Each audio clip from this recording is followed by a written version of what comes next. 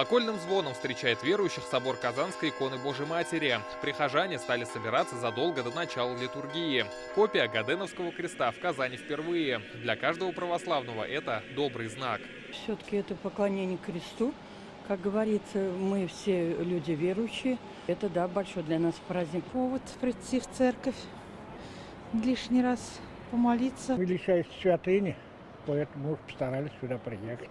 Мы давно про нее слышали. Давно хотели приложиться к кресту, но поехать туда мы не имеем возможности.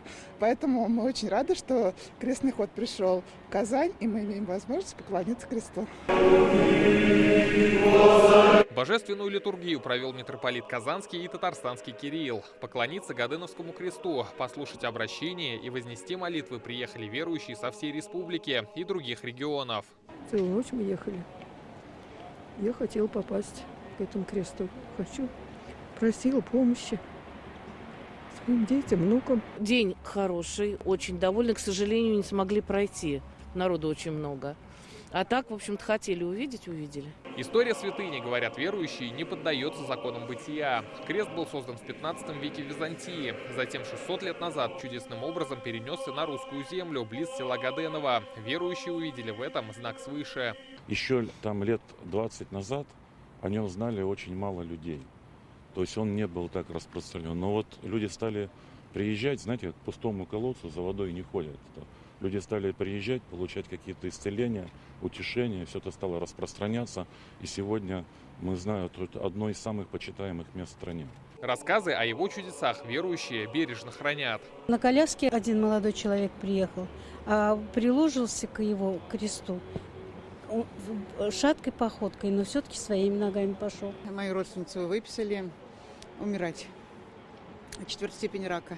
И ее, родные взяли и повезли к Гаденскому кресту. И она говорит, меня когда положили на землю, я почувствовала силу изнутри. Мы ездили в Чебоксары, 8 часов стояли и, знаете, даже не устали. Такую очередь простояли 8 часов и не устали. И сразу облегчение здоровья.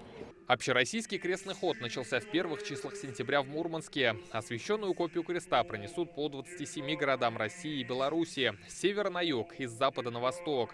Таким образом, планируется осенить территории крестным знаменем. Межконфессиональная ситуация, которая имеет место в Татарстане, может считаться и образцовой для многих других регионов. Так что надеюсь, что так будет продолжаться и в будущем. И вот это принесение святыни на землю Татарстана будет способствовать укреплению межконфессионального мира и согласия. Завершится крестная миссия в ноябре, в праздник Казанской Божьей Матери и День народного единства во Владивостоке. Рамиль Галиуллин, Алмаз Зайдинов, ТНВ, Казань.